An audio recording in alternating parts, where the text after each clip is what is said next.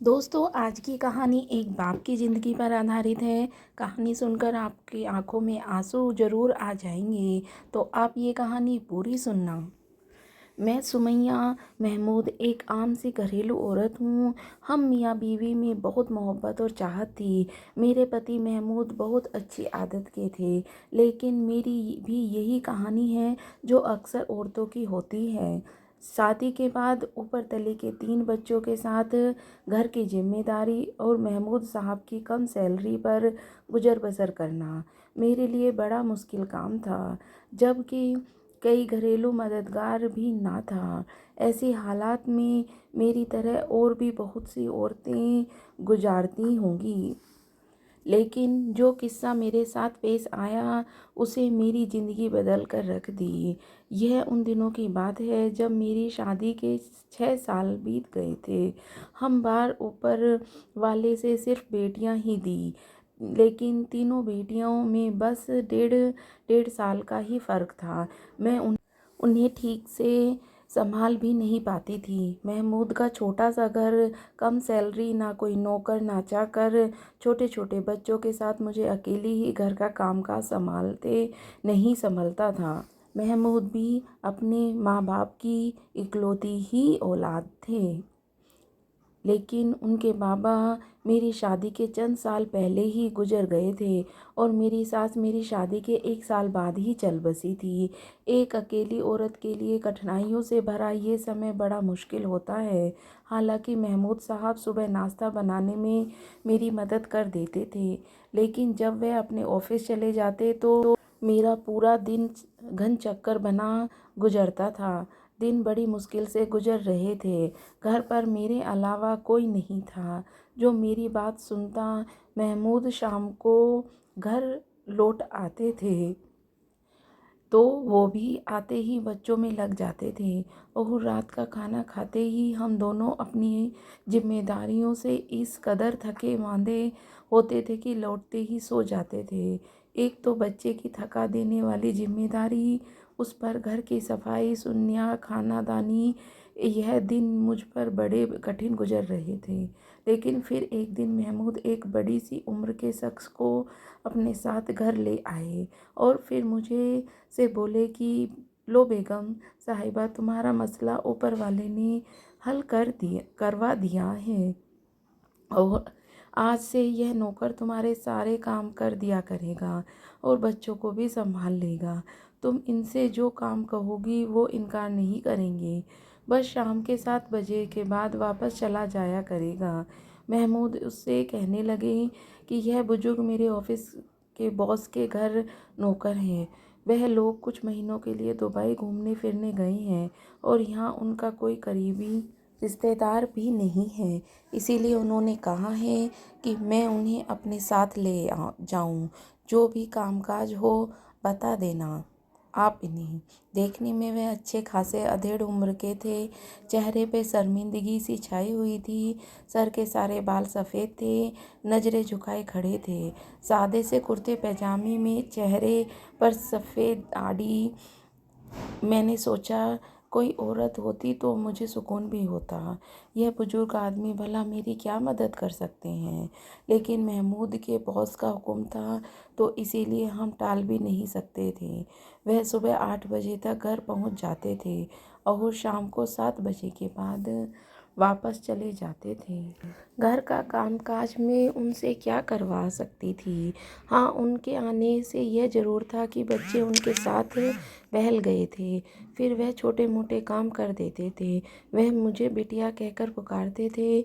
मैं किचन में बिजी होती तो खुद भी किचन में आ जाते और कहने लगते, बिटिया मुझे चाय बनानी आती है और सब्जी भी अच्छी काट देता हूँ। कोई काम हो तो बिना झिझक कह दिया करो। पुराना सा लिबास पहने, कंधे पर रुमाल लटकाए, वह गर्मी में माथे का पसीना पोंछते हुए मेरा एहसास कराने आ जाते। वह मेरे पिता की उम्र के थे। मुझे उन्हें काम कहते हुए भी शर्म आती थी। बड़े मियाँ आप रहने दें, हम कौन सा अमीर हैं जो हमारा हुक्म पूरा करना आपकी मजबूरी है। बस आप बच्चों को संभाल लिया करें और बाज़ार से सामान ला दिया करें। मुझे उनके आ जाने पर बड़ी सहूलियत सी हो गई थी। बाज़ार की चीज़ों मैं उनसे मंगवा लेती थी और 7 बजे ही वह वापसी में तैयारी कर देती थी। फिर मुझे इजाज़त मांगते, बिटिया मैं जाऊँ? जब मैं कहती हाँ जाइए तो वे कहती मुझे 10 रुपये दे दो। पैसे तो मेरे पास अक्सर होते ही थे, मैं रोज़ 10 रुपये उनके मांगने पर उन्हें दे देती थी। एक बार मैंने उन्हें 100 का नोट दिया, वो रख लिए, लेकिन बड़े मियाँ ने वापस कर दिए। कहने लगे, बेटा सिर्फ 10 रुपये लूँगा। मैंने बहुत कहा कि मैं अपनी खुशी से 100 दे रही हूँ, लेकिन उन्होंने इनकार कर दिया। कहने लगे बस 10 ही लूँगा। मुझे उनकी यह बात कुछ अजीब सी लगी, तो मैंने 2 महीने ऐसे ही गुजर गए थे। इसीलिए मैं अब उन बड़े मियाँ से अच्छी खासी घुल मिल गई थी। किचन में जब मैं खाना बना रही होती तो वह बर्तन धोने लगते और कभी सब्जी बना देते। अब उनकी मौजूदगी में भी किचन में काम करने लगी थी। वह मुझसे बच्चों के बारे में बात करने लगते थे। कभी सब्जी काटते हुए खाने की रेसिपी पूछने लगते। मुझे अब उनसे हिचकिचाहट सी महसूस नहीं होती थी। एक बार मैंने उनसे उनके घर वालों के बारे में पूछा तो एकदम से उनके चेहरे की मुस्कुराहट गायब हो गई थी। चेहरा टेढ़ा सा होने लगा और मुझे गुस्से से देखने लगे। पहली बार मुझे उनसे डर सा महसूस हुआ था। मैं उनसे नज़रें चुरा गई, लेकिन उन्होंने मुझे कोई जवाब नहीं दिया। बस मैं खामोशी से किचन से बाहर निकल गई। पहले तो मैंने सोचा कि मुझे क्या पड़ी थी कि मैं उनके घर वालों के बारे में पूछूं। बेहतर है कि अपने काम से काम रखूं। और खैर अगले दिन उनका व्यवहार पहले जैसा था।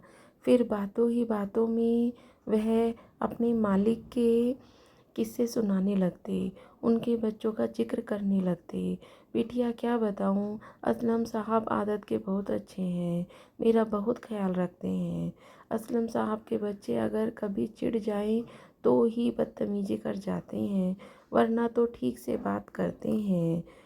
बड़े मियाँ असलम साहब की बीवी का तो कभी आपने जिक्र ही नहीं किया, वह कैसी हैं? मैं किचन में सलाद काटते हुए पूछने लगी। वह भी ठीक बैठे वहीं बैठे थे।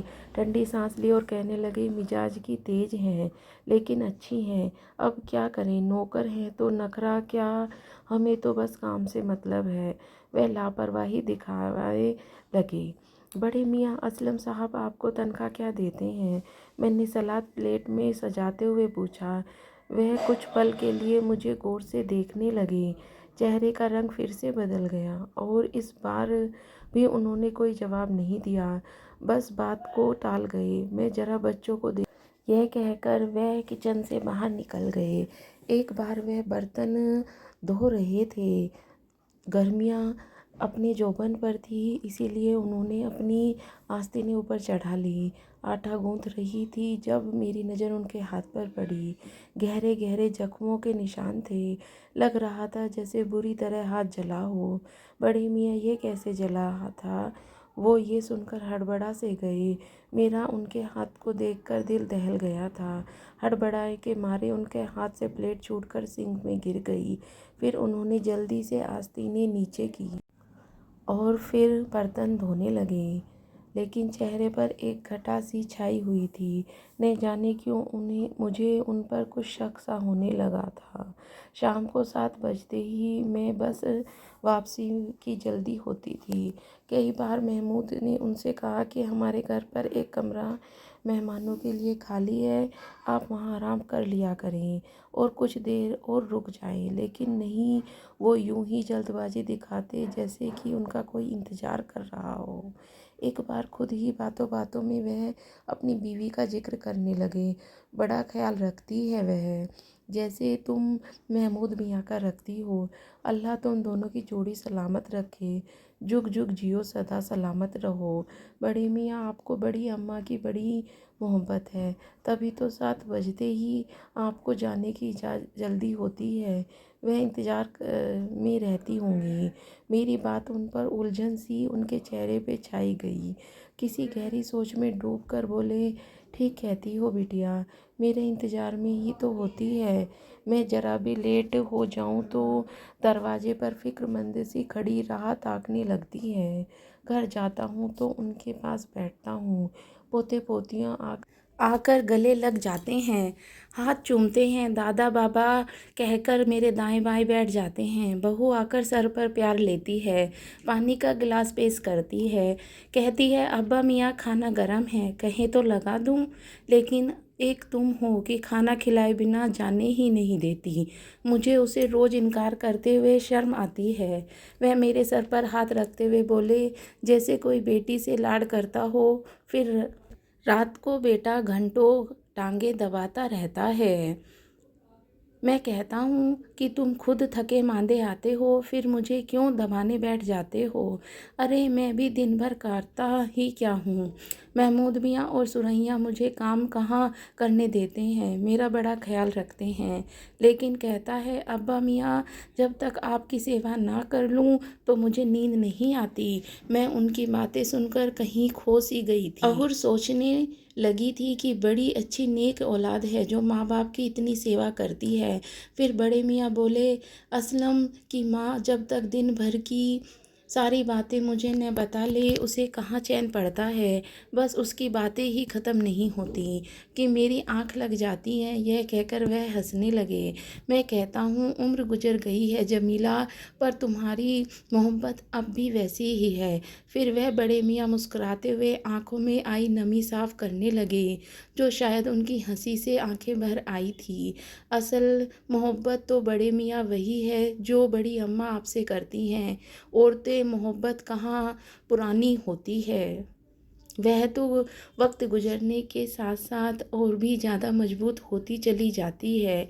मेरी बात पर वह मुझे गौर से देखने लगे। तुम बिल्कुल जमीला की तरह बातें करती हो और सोचता हूँ अगर मेरी कोई बेटी होती तो बिल्कुल तुम जैसी होती।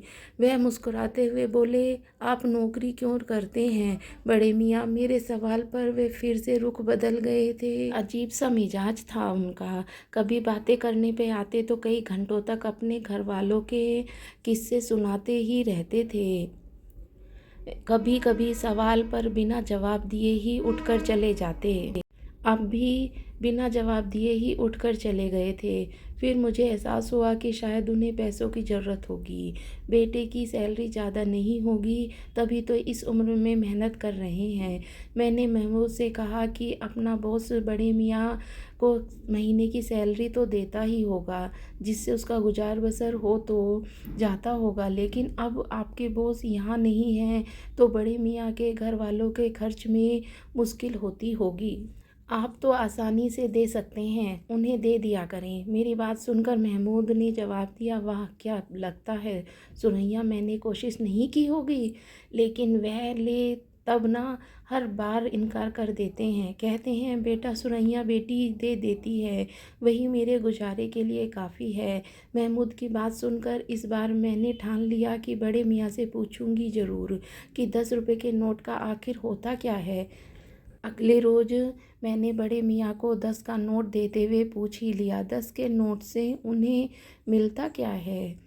इस बार वह खामोशी से बाहर नहीं गए थे, बल्कि मुझसे कहने लगे, मेरे घर आना और सब अपनी आंखों से देख लेना। अगले दिन जब मैं उनके घर गई तो मेरे पाँव तले से ज़मीन निकल गई। मैं और महमूद दोनों ही बड़े मियाँ के साथ उनके घर गए थे। एक पुराना सा इलाका था, छोटी छोटी गलियाँ थी, तंग सा माहौल था। एक गली में दाखिल होते ही 2-4 घरों के बाद ही गली बंद थी। आखिरी मकान के सामने हम बड़े मियाँ के साथ खड़े हो गए, लेकिन दरवाज़ा बंद नहीं था, हल्के से धक्के से ही खुल गया था। मैंने और महमूद ने एक दूसरे को हैरत से देखा, फिर अंदर दाखिल हो गए। घर बिल्कुल वीरान था।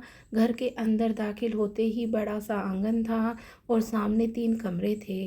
हर कमरे के 2 लकड़ी के दरवाजे थे। आंगन में लगे पेड़ सूख चुके थे। हर चीज़ मिट्टी के ढेर थी। आंगन के एक कोने में एक कब्र देखकर मेरे पैरों तले से ज़मीन खिसक गई, जिसकी मिट्टी गिरी थी। घर में कोई और मौजूद नहीं था। वीराने का राज था। बड़े मियाँ की चारपाई भी अब कब्र के बाईं तरफ बिछी हुई थी। वहीं करीब मिट्टी का घड़ा रखा हुआ था। उस पर स्टील का गिलास भी उल्टा रखा था। बड़े मियाँ सबसे पहले उस कब्र पर गए। जमीला, देखो कौन आया है। अरे, तुम्हें बताना तो था कि बिटिया आने की जिद कर रही है। बहाने बहाने से तुम सबका पूछती है, इसीलिए इस बार साथ ले आया। मेरे कदम तो यह सब देखकर वहीं जम गए थे। लेकिन महमूद की हालत भी मुझसे कुछ अलग न थी। बड़े मियाँ ने अपनी जेब से अगरबत्ती निकाली और माचिस जलाकर कब्र पर लगा दी। फिर पलटकर हमें देखने लगे। तुम दोनों क्यों रुक गए? अरे आओ ना। तुम पूछती हो कि 10 रुपये क्यों लेता हूँ। जमीला को अगरबत्ती की खुशबू बड़ी पसंद है, इसीलिए उनके लिए ले आता हूँ। खुश हो जाती है बेचारी। चलो तुम्हें अपनी बहू से मिलवाता हूँ। बावर्चखाने में होगी। वह मेरे लिए खाना तैयार करके रखती है कि अब्बा के आते ही भूख लगी होगी कह कहकर मेरे पास आए। मेरे हाथ थामकर बावर्ची खाने में ले गए, जहाँ की हालत भी बाकी घर जैसी ही थी। खाली बावर्ची खाना, चंद स्टील के बर्तन थे, वह भी मिट्टी के सने हुए। मुझे लगा शायद उनकी फैमिली किसी हादसे का शिकार हो गई है। सभी शायद दुनिया छोड़कर जा चुके हैं, इसीलिए ही बड़े मियाँ तन्हाई का शिकार हैं। उसी के बचने के लिए बिना सैलरी के काम करते हैं। फिर वह मुझे महमूद को अपने बेटे के कमरे में ले गए। हालांकि कमरे में कोई नहीं था, लेकिन दीवार पर लगी तस्वीर देखकर महमूद और मेरे होश उड़ गए। खौफ के नज़र से हमने बड़े मियाँ को देखा। तस्वीर में बड़े मियाँ अपने बेटे बहू के साथ खड़े मुस्कुरा रहे थे। बेटा जवान 21-22 साल का लग रहा था और बहू शायद 19-20 साल की होगी। महमूद की आंखें फैली हुई थी। तो मैं असलम सर हैं? महमूद ने तस्वीर के सामने उस नौजवान की तरफ उंगली उठाकर हैरत से कहा। उनके मुंह से यह सुनकर अब मैं सुन्न सी होकर खड़ी रह गई थी। मैंने आज तक महमूद के बॉस को नहीं देखा था, बस जिक्र ही सुना था। बड़े मियाँ, आप असलम सर के बाबा हैं? महमूद की आवाज़ हैरत के मारे कांपते हुए निकल गई रही थी। बेटा मियाँ, बड़े मियाँ की आंखों में आंसू की जरी हो गए। नहीं बेटा, मैं तो उनका नौकर हूँ। अब वह फूट फूट कर रोने लगे थे। महमूद के आगे बढ़कर उन्हें अपना हाथ साथ लगा लिया। वह भी महमूद के गले लग कर फूट फूट कर रो रहे थे। मेरी आंखें यह सब देखकर पथरा सी गई थी। मेरा घर बार बार, मेरा सब कुछ बर्बाद हो गया। बेटा, मैं तो आज यह तक यही समझ पाया कि मेरा कसूर क्या था। मैंने तो हमेशा माँ बाप की सेवा की थी। बेटे की अच्छी परवरिश की खातिर, मैंने अच्छी शिक्षा दिलवाने की खातिर खुद पर नींद चैन सब हराम कर दिया था। शुरू में मैं रफ़ी साहब के घर नौकर था। उस वक्त मेरा रोज़ 10 की तनख्वाह मिलते थे। मेरा घर अच्छा चल रहा था। मेरी ड्यूटी रात 8 बजे तक थी। असलम छोटा था। मेरी बीवी पूरा दिन घर के में मेरे माँ बाप की सेवा में गुजार देती। कभी इतनी हिम्मत ही नहीं कर पाई कि मेरी माँ किसी काम को इनकार करती या मेरे बाप के आंख उठाकर देखती। बस सर झुकाए दिन रात सास ससुर की सेवा में गुजर गए। 9 बजे तक घर लौटता था और बाबा की टांगें दबाकर, माँ का दिल की बातें और शिकवे सुनकर बीवी के पास जाने की बारी आती थी। बस वही 1-2 घंटे की हमारी अपनी ज़िंदगी थी। हम हंसते थे, बातें करते थे। असलम की पैदाइश के बाद हमने खुद पूरी तरह से बदल लिया था। हमने सोचा था कि हम तो अनपढ़, शिक्षा से अनपढ़ हैं, लेकिन इसीलिए लोगों की नौकरी करके उनके झूठे खाने खाने पे मजबूर हैं। बेटा पढ़ लिख जाएगा तो हमारे भी दिन बदल जाएंगे। वक्त आगे बढ़ता रहा। मेरे माँ बाप भी इस के बाद एक दुनिया से चले गए। कब मैंने बाप की चारपाई संभाली, कब जमीला ने अम्मा की जगह ले ली, कभी खबर भी न हुई। हमारे से आने वाले खूबसूरत जवानी असलम की परवरिश और ख्वाहिश के सामने इकट्ठे करते करते बुढ़ापे की दहलीज पर पहुंच गए। असलम अब नौकरी पर लग गया था। मैंने अपने सेठ रफ़ी साहब से कहकर असलम की एक अफसर की नौकरी लगवा दी। वह भी मेरी बात मान गए, क्योंकि मेरी सारी जवानी उनके घर की सेवा में गुजरी थी। बस रोज़ 10 की सैलरी पर बाकी वह अपने घर का बचा खाना, झूठे कपड़े दे देते थे, जिन्हें पहनकर मैं जमीला का वक्त गुजरा था। रफ़ी साहब की एक बेटी थी, गुलनाज। इकलौती थी, इसीलिए घमंडी और बदतमीज़ भी थी। मुझे तो नौकर कहकर पुकारती थी, लेकिन बहरहाल जब मैं नौकर था तो नखरे क्या दिखाता। बात यहीं तक रहती तो तकलीफ़ न देती। असलम की सैलरी अच्छी लग गई थी। मैंने सोचा अब दोनों बुढ़े बुढ़िया के भी दिन बदल जाएंगे। मैं भी जब नौकरी छोड़कर घर बैठ जाऊंगा।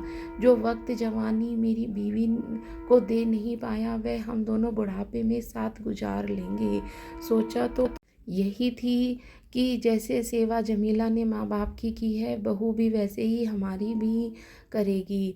असलम की पहली सैलरी मिलने पर मैंने रफ़ी साहब से कहा कि मुझे अब नौकरी से छुट्टी चाहिए। वह भी खुशी से मान गए। चंद महीने घर पर रहकर ही गुजारे थे कि एक दिन रफ़ी साहब मेरे घर आए और गुलनाज के लिए असलम का रिश्ता मांगा। मैं तो हैरान रह गया। कहाँ असलम साहब, कहाँ गुलनाज। असलम खूबसूरत था और मेहनती भी था।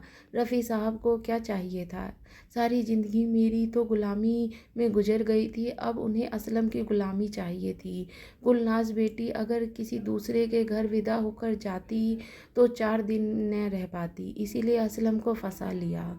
अब मेरा बेटा भी दौलत देकर हवा में उड़ने लगा। मेरे लाखों समझाने पर भी गुल से शादी पर वह डटा रहा। बहरहाल मुझे ही आखिर में बेटे की ख्वाहिश के सामने झुकना पड़ा। गुलनाज चंद ही दिन ही हमारे घर की जीनत बनी, फिर असलम को भी अपने साथ ले गई। जमीला बहुत रोई, लेकिन मैंने उसे समझाया कि बेटे की ज़िंदगी है, उसे गुजारने दो। वह कहने लगी कि मैंने तो अपनी जवानी अपनी ख्वाहिश पर मिट्टी डालकर असलम की ख्वाहिशें पूरा करने में उम्र गुजार दी। क्या यह दिन देखने के लिए? मैंने कहा हमारा फ़र्ज़ था। वह रोने लगी, कहने लगी उसका कोई फ़र्ज़ नहीं है। मैंने उसे बहुत बहलाया, लेकिन वह बीमार रहने लगी थी और असलम पहले पहले तो हफ्ते में एक बार शक्ल दिखा जाता था। घर के खर्चे के लिए पैसे भी दे जाता था, लेकिन फिर उसका आना जाना कम हो गया। मैंने जब देखा कि बेटा अब खर्चा नहीं देता तो किसी के घर नौकरी कर ली। जमीला की जवानी भी मेरा इंतज़ार करते करते गुजरी और बुढ़ापा भी इंतज़ार की नज़र हो गया। मैंने अगर ज़रा देर हो जाती तो दरवाजे की दहलीज पर खड़ी मेरा इंतज़ार करती रहती, और रोज़ इंतज़ार उसे एक दिन कब्र में ले गया। मैं अकेला रह गया। मुझे अपने घर से बड़ा प्यार था, इसीलिए मैंने जमीला को कहीं नहीं जाने दिया और इसी आंगन की कच्ची ज़मीन में दफना दिया था। असलम मेरी ज़बरदस्ती अपने साथ ले गया। मैं दिन वहाँ गुजार लेता था, लेकिन रात को मुझे लगता था कि जमीला अकेली है, इसीलिए वापस घर ही रात गुजारता था। गुल ने तो कभी अपने बाप समझा ही नहीं। मुझे आज तक मुझे नौकर कहकर पुकारती है। असलम अब भी उसे एहसानों के साथ तले दबा हुआ है, इसीलिए कुछ नहीं कहता। बच्चे भी माँ के नक्शे कदम पर चल निकले हैं, इसीलिए मेरी हैसियत उस घर में वही है जो पहले होती थी, एक नौकर की। अब भी वहाँ नौकरी करता हूँ। बस फ़र्क यह है कि रफ़ी साहब की बजाय 10 रुपये नौकरी के गुल के बड़े हक से मांगता हूँ, क्योंकि वह मेरी मेहनत की कमाई होती है। जमीला को अगरबत्ती की खुशबू बहुत पसंद है, इसीलिए 10 की अगरबत्ती ले आता हूँ। सोचता हूँ सारी ज़िंदगी जिस औलाद की ख्वाहिश पूरी करते करते गुजार दी, उसके पास 2 घड़ी मुझे देने के लिए नहीं है। यहाँ तक कि वो शर्म के मारे मेहमानों के सामने भी मुझे नौकर कहकर पुकारता है। मुझे दुख नहीं होता क्योंकि ज़िंदगी नौकरी करते ही गुजरी है। मुझे नौकर कहलाने में कहाँ की शर्म। अब जमीला का वक्त देने में वक्त आया तो उसका वक्त पूरा हो चुका है। लेकिन फिर भी उनके पास बैठता हूँ, बातें करता हूँ। अपनी ज़िंदगी से कोई शिकायत नहीं। मुझे बड़े मियाँ की बातें हम दोनों मियाँ बीवी के आंखों में आंसू बहते हुए सुनी थी। रो रो कर हिचकी बंध गई थी। कैसा जुल्म था। और किसी अंधेर नगरी थी। इतने बड़े घर के नौकर की कौन सी कमी थी जो एक ससुर से सेवा नहीं की जा सकती थी। दोस्तों, ये कहानी कोई नई नहीं है। बहुत से घरों में यही तो हो रहा है। कई माँ बाप के साथ औलाद ऐसे ही जालिमों की तरह सलूक करती है। तो दोस्तों, आपको ये कहानी कैसी लगी मुझे कमेंट करके ज़रूर बताना।